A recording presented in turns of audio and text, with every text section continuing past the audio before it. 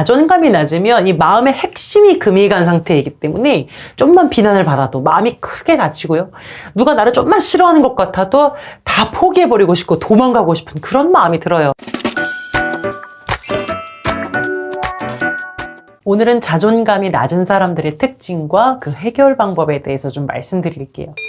일단 첫 번째 특징은 자존감이 낮은 사람들은 자기 신체를 마음에 들어 하지 않습니다. 겉보기에는 내 생김새가 마음에 들지 않는 어떤 단순한 문제일 것 같지만 사실 굉장히 깊은 내면의 열등감이 원인이에요. 예를 들어서 어렸을 때 어떤 사람하고 꾸준히 이제 비교를 당했는데 그 친구는 눈이 크고 그에 비해 난 눈이 작다? 이러면 이제 눈이 콤플렉스 될 수 있는 거고요.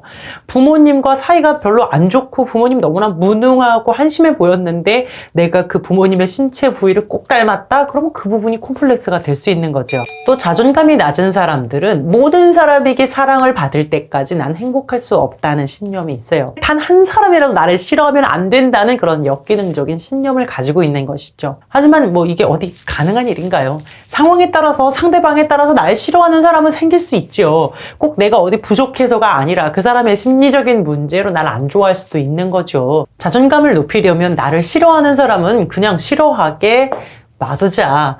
그의 마음을 돌리려고 노력하지 마시고요. 그냥 내버려 두는 겁니다. 그 사람의 감정은 그 사람 거잖아요. 저도 오늘 누구한테서 좀 나쁜 평가를 들었거든요. 전에 들었거든요. 처음엔 좀 기분이 나빴는데 그만 괜찮아졌어요. 왜냐면 그 사람이 나를 그렇게 생각한다고 해서 내 가치가 달라지나? 나를 좋게 보는 사람도 있는데 그 사람의 말이 정답은 아니잖아 하고 그냥 너는 그렇게 생각해라 하고 말았어요.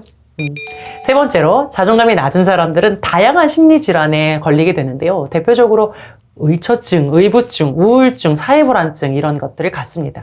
의처증이나 의부증은 단순히 의심이 많은 질병이 아니에요. 자존감이 낮아서 생기는 문제입니다. 저 사람이 날 사랑해 줄 리가 없잖아. 저 사람은 언제라도 날 떠날 수 있어. 이런 식으로 자신을 사랑스럽지 않다고 여기기 때문에 생기는 문제거든요. 또 사회불안증도 상당히 많이 나타납니다. 우리나라 인구를 5천만 명으로 볼 때 약 50만 명 정도가 사회공포증을 갖는다고 합니다. 자기가 사람들 앞에서 실수할 거라고 생각하고 사람들이 나를 보고 비웃을 거라고 생각하고 그 모욕감과 수치심은 견딜 수 없는 고통일 것이다 라고 생각해요. 난 좋은 사람이야, 완벽한 사람이야 라고 인정받고 싶기 때문에 더 부자연스러워지고 남들 앞에 더 나서지 못하는 거거든요.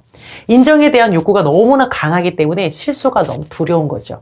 유난히 자신을 비하하고 자책하는 사람들이 있습니다. 이를 자학적 성격이라고 하는데 난 부족한 사람이야, 난 제대로 할 줄 아는 것도 없고 난 죄인이야, 나는 벌을 받을 거야, 이런 신념들을 가지고 있어요. 그래서 자꾸만 자기를 처벌하려고 해요. 그래야 마음이 편하니까. 이 자학적 성격을 가진 사람들은 평소에 양심의 가책도 잘 느끼고 지나치게 좀 완벽을 추구하기도 해요. 남한테 싫은 소리 절대 들으면 안 되니까 과하게 신경을 쓰거든요. 그러면 뭐 말도 잘하고 밝고 적극적이고 인기도 많고 그런 사람은 다 자존감이 높을까요? 아닙니다. 연극성 성격이나 자기애적 성격을 갖고 있는 사람들은 겉보기에는 좀 활발하고 자신감도 넘쳐 보이고 실제로 능력이 있기도 해요. 근데 자존감이 굉장히 낮아요. 그래서 자신의 잘남을 더 인정받기 위해서 보여주려고 막 애를 씁니다. 인기나 능력이 나의 자존감이 되는 거죠. 이러한 열등감들은 무조건적인 수용이 있어야 돼요. 무조건적 수용이란 조건 없이 나를 있는 그대로 받아들여주는 경험을 말합니다. 어려서 부모가 나를 수용해주지 않은 경우에 자존감이 낮아요. 아기는 원래 자기 자신을 못 봐요. 자화상이라는 게 없어요. 자기보다 엄마를 먼저 봅니다. 엄마가 자기의 거울인 셈이죠. 그래서 엄마를 반사자기 대상이라고 불러요. 엄마가 아이를 받아주고 예뻐해주면 아기는 스스로 난 호감을 주는 사람이구나 라는 자존감을 갖습니다. 근데 반대로 엄마가 아이를 수용해주지 않고 구박하고 이러면 아이는 사람들이 나를 싫어할 거야 라는 낮은 자존감을 갖게 돼요. 이런 자존감을 마음의 핵심이 금간 상태라고 말합니다. 유리그릇도 뭐 끝에 이가 나간 건 뭐 대충 먹을 수 있는데 가운데 금이 간 거는 언제라도 띵 두동강 날 수 있잖아요. 마찬가지로 자존감이 낮으면 이 마음의 핵심이 금이 간 상태이기 때문에 좀만 비난을 받아도 마음이 크게 다치고요. 누가 나를 좀만 싫어하는 것 같아도 다 포기해버리고 싶고 도망가고 싶은 그런 마음이 들어요. 다 자존감이 낮기 때문에 생긴 문제거든요. 그럼 어떻게 해야 될까요? 이제라도 내가 나를 수용하면 됩니다. 부모는 나를 수용해주지 않았지만 내가 나를 수용하면 돼요.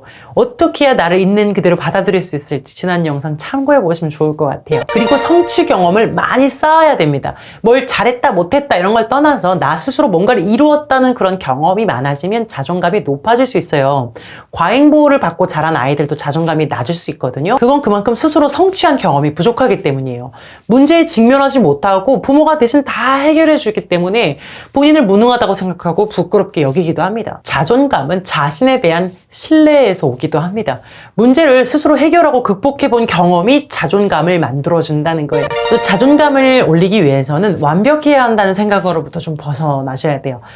완벽해지면 자존감이 올라갈까? 그렇지 않아요. 완벽하지 않더라도 자신을 있는 그대로 받아들이는 게 오히려 자존감을 올릴 수 있습니다. 완벽하지 않았다고 막 비난만 하지 마시고 수고를 인정해 주는 것이죠. 그래야 자존감이 올라갑니다. 또 욕심을 줄이면 자존감이 올라갑니다. 이 열등감의 심리에는 사실 욕심이 숨어 있어요. 내가 남보다 잘 되고 출세해서 남을 좀 힘으로 지배하고 싶은 욕구가 은근히 있는 거예요. 근데 그런 욕심을 채워주지 못하는 자기 자신의 외모, 능력, 재산, 집안 이런 것들이 부끄럽고 싫은 거죠. 그런 욕심들을 버리면 열등감을 극복할 수 있습니다.